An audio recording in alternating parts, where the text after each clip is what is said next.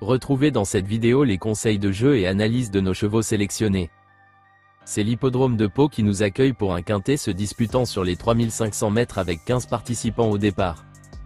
Pour les joueurs de couplet gagnants, placez le 3, le 9 et le 14.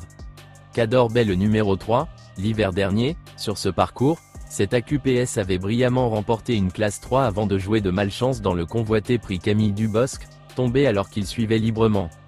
Après une rentrée nécessaire sur le steeple de Durtal, 6ème, il retrouve les balais avec de légitimes ambitions.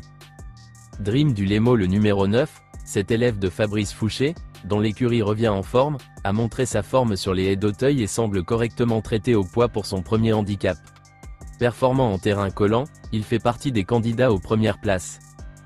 Stellomaker le numéro 14 traverse une belle période de forme et bénéficiera d'un petit poids. En dernier lieu à Auteuil, il s'est mis à tirer et son jockey n'a pas osé le laisser galoper. Si ça avait été le cas, il aurait pu obtenir un meilleur classement. Il devrait être compétitif dans un tel lot. Pour les joueurs de multi, le 3, le 9, le 14, le 7, le 13 et le 4. Ventura Highway le numéro 7, ce protégé de Michael Serror a croisé le fer avec les meilleurs steeple chasers de 4 ans, sans être ridicule. Il possède des références en haie et semble bien placé en valeur 59. S'il s'adapte au profil du pot, il peut mettre tout le monde d'accord. Kikunet le numéro 13, cette pouliche intermittente se néglige régulièrement sur les obstacles mais possède un bon potentiel, en atteste sa probante deuxième place du 6 novembre à Auteuil. Si elle se montre appliquée d'un bout à l'autre, elle peut réaliser un numéro. Probablement tout ou rien.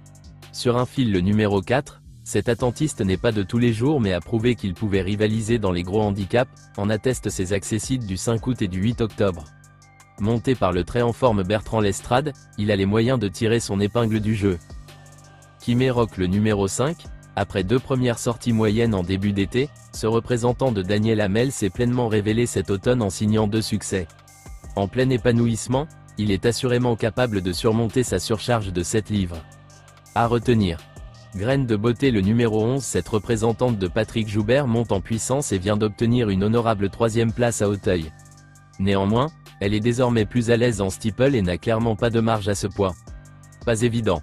N'hésitez pas à laisser un commentaire avec votre propre pronostic, et à liker si vous avez aimé. Voici notre pronostic. Bon jeu à tous.